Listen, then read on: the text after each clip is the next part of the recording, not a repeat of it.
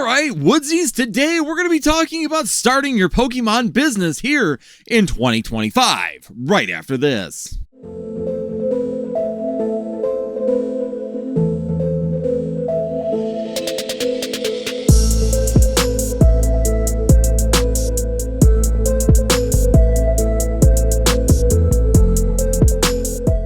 Welcome in, everybody, to Northwoods TCG. I'm Andy, and let me be your guide into starting your Pokemon business in 2025. I'm going to break it down step for step, but number one thing I'm going to tell you right now, if you're considering starting a business in Pokemon in 2025, is don't do it. Overall, it's not a good idea right now. Everybody thinks that there's great margins, there's huge value, they're seeing these really high prices going through, but in general, it is not a good time to start a Pokemon business, and I'm going to give you a couple reasons on why.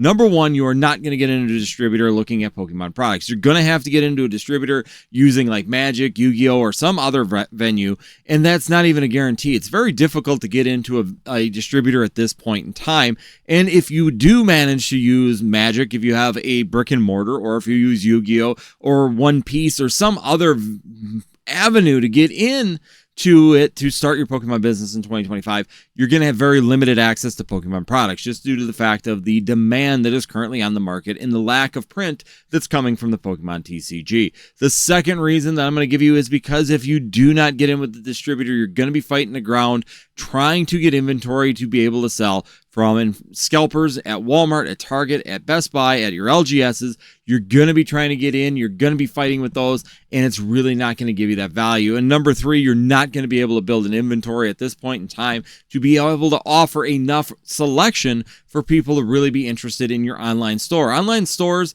and those kind of venues are definitely built on the fact that you need to have so much inventory to draw people in and really build that store. Once you build up, you can reduce your inventory and go to specifically what people are looking for your customer base, but you need to get to that point where you have the views and the throughput that Google's pushing to you, that Facebook, that TikTok, whatever you're using is pushing to your store in order to build that. So if you have not been doing that for several years at this point in time, it's probably not likely that you're going to be able to pull it off now in the current market without having that inventory, or you're going to have a very large sum of money up front to build that inventory and be able to beat out the scalpers and be able to beat these individuals, maybe offer volume purchasing from places in order to get maybe a little bit lower rate that you could actually be able to sell into the current market while running the risk of reprints, running the risk of dying market, running the risk of the summer crunch, all of these things occurring right here, right now,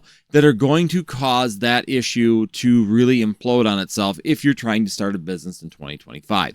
So that's what I'm going to tell you right now. Number one thing that I'm going to say is when you're looking at a Pokemon business, if you're expecting this big video right now of how to build up and do this, I'm going to tell you don't. It's not a good time. This is not the time to jump into it. If you weren't in here in 2023 and 2024 building the business and starting the business, getting those supplies, getting in with distributors and having sources at this point in time to just jump in now and take that as an opportunity, probably going to be a big hold at this point in time. But let's just say you're crazy. You're absolutely nuts and you're dead set on doing this. You want a Pokemon business. You want to be successful. How are you going to do this? Well, the number one thing that I'm going to say is you're going to have to decide whether or not you want to have a brick and mortar or if you want to have just an online store. Myself, in my business platform, it's online. I don't have a brick and mortar. Everything's done out of my basement. I have a business that's running out of here, and I do a multitude of things. You're really going to have to focus down right now in this kind of market to what you want to do. Do you want to sell sealed product? Do you want to sell singles? Do you want to sell graded slabs? Do you want to do rip and ship? What do you want to do specifically? So you really got to niche down to that because that's going to determine what direction you're going to be looking for product. The number three thing that you really need to be looking at, and this is probably the most important and most difficult, is finding sources. Now, you got to get rapport with like an LGS. So sometimes a good source to be looking for to try and build that business and get product is to start making friends. Buddy up with someone, become known to someone else and tell them what they're doing. Maybe work with your LGS because sometimes an LGS will be willing to work with you as a small business because number one, you could increase the amount of throughput that they're having, which gives them more availability to buy products because the bigger the account is right now in distribution, the more opportunities you have to getting product in hand. And the other part of it is too, is that a lot of times LGSs like to grow another business because sometimes that brings more revenue into them as well, because they can get more offerings and lower discounts as well in their store. So that's a big part of it as well, but you're going to have to find the right LGS, maybe right on that brink of where if they could get $5, $10, $15,000 more per month, that would push them over the edge and give them that building point that they've really been looking for to try and increase that throughput or get that increased discount through their distributor, whether it's Southern Hobby, ACD, or one of the other many ones that we have out there currently in this market. So that's the next thing I'm going to be telling you. And the third thing you're going to have to do is start building a shipping or an infrastructure inside of your home.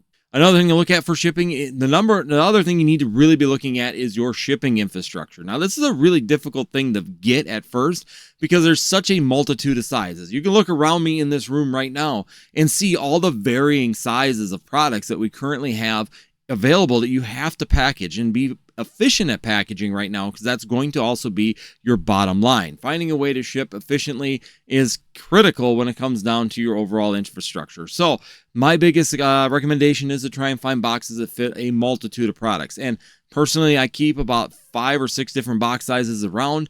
The most used function is going to be the 8x8x4. That's for a single ETB, an 8x8x8 because that's going to fit most of your ETBs. That's going to fit like this Dragonite box behind me. That's going to fit a lot of your tins and a lot of the different parts like that. Same with the 8x8x4.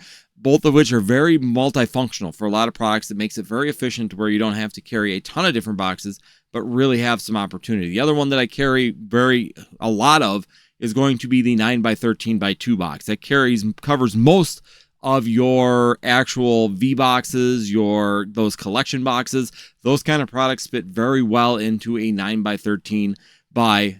It's a very good versatile box that I carry as well. The other one that I carry is a 9x12x1. It's very good for like your 3-pack blisters, your multiple mini tins, those kind of products. Sleeve blisters in higher forms really work well on those boxes. Now, every person that has a Pokemon business is probably going to give you different sizes that they use, but really try and streamline it down into like 6 different sizes.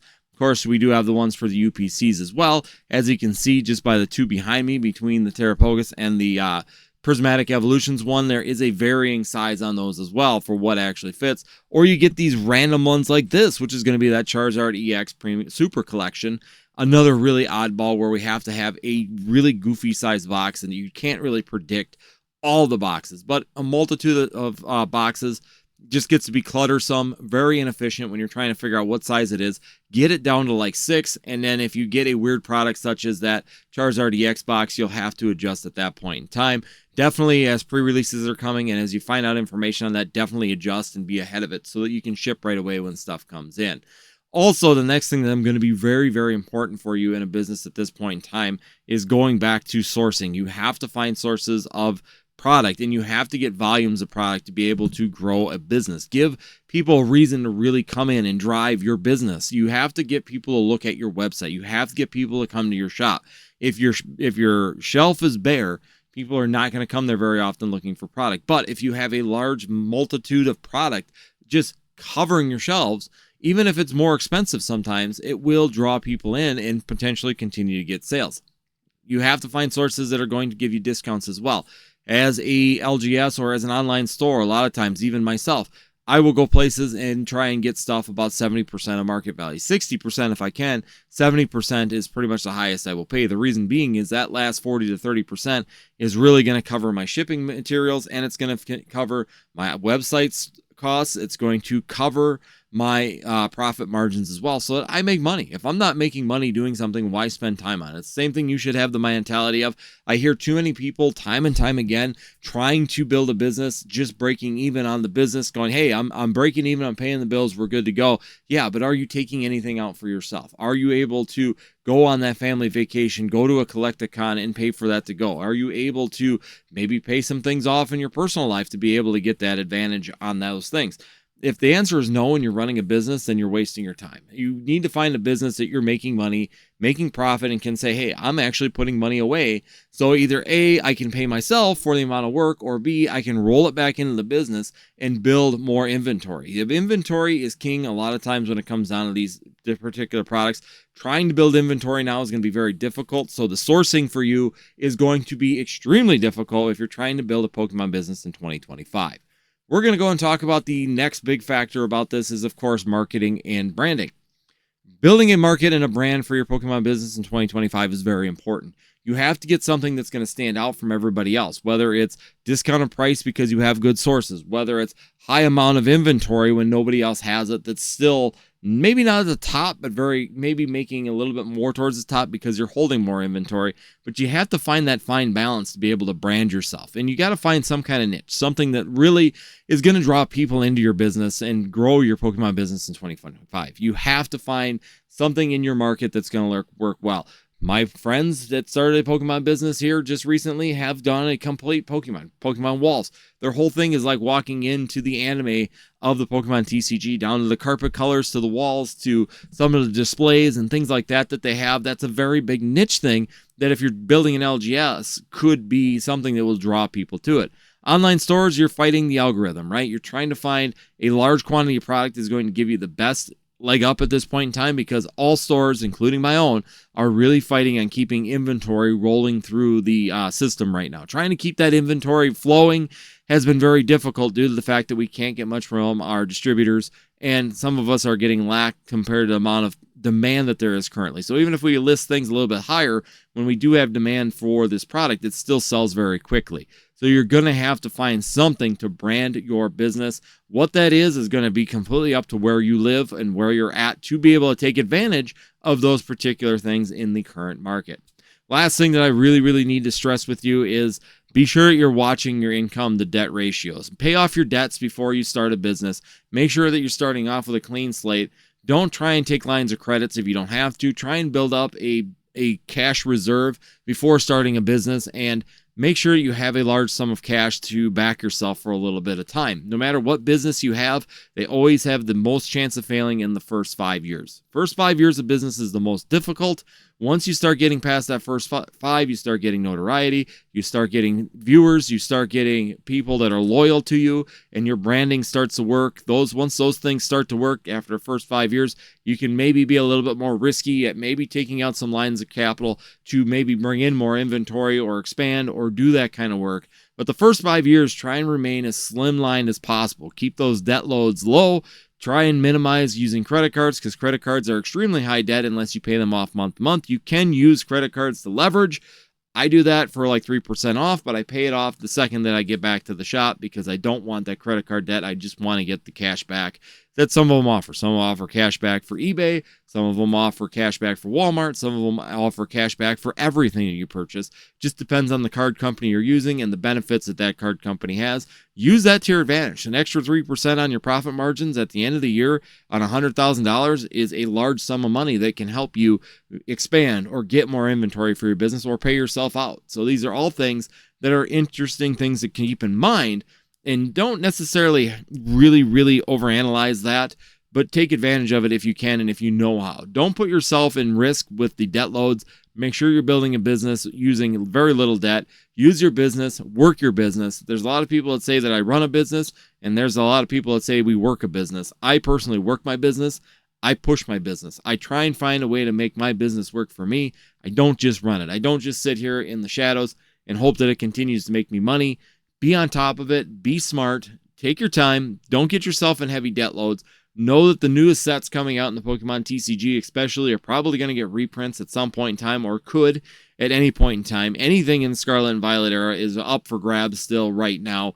Granted, that could change here. We may not see some of the early sets at this point in time, but there's definitely the risk that this could occur. So be sure that you're being conscientious of that and not taking huge risks that buy ETBs at premium values, thinking that the market's going to continue to rise when in fact it falls and then gets you trapped in a situation where you're selling for a loss. But one last thing, a hint, this is going to be the last tidbit that I have for anybody out there right now. If you're starting a Pokemon business in 2025, talk to your accountant if you have one, or really do some research on farming losses. Sometimes It's better to take a loss and then use that as a tax write-off at the end of the year, because you can do that for your business and recoup some of that money, than it is to stay on dead or stagnated products. Sometimes it's just better to take the loss, put it into something that's going to be more lucrative, more liquid, and be able to get you cash flow, because cash is king in a business. So the more cash flow you can continue to have and have that rollover and new inventory and keep things moving, the better off you're going to do. But if you made it this far into the video and you're considering right now starting a business, a Pokemon business in 2025, I would highly suggest don't. Wait until this market changes and drops. Actually, it's better to almost jump in on a low point where you're making maybe 50 cents to $1 per pack and having thousands to hundreds of thousands of packs at your disposal than currently coming into this market and having to pay it the $5 at Walmart or Target for a sleeve blister or $5 for a booster pack, and not being able to get a large quantity and actually having to sell, you get to sell less, maybe a higher profit margin, but you're not able to have that cash is king throughput that you really need when it comes down to businesses at the end of the day. So these are all suggestions that I would have. If you're going to be starting a Pokemon business in 2025, I would highly suggest not doing it. This isn't a good time to do that. Wait until those products become available. Wait until distributors are taking in new people in the LGS, and grow a business from a scratch point of view with a really low starting points where you can get in on high volume product, get in high inventories at low dollar amounts to be able to get that sales. We don't make a ton of money in this business. There is opportunity. It's going to be a slugfest right now to be able to pull it off. Wait until there's plenty of product. You can build up inventory and then be ready for that next growth. Pokemon TCG. Remember, it's reciprocal here in the hobby.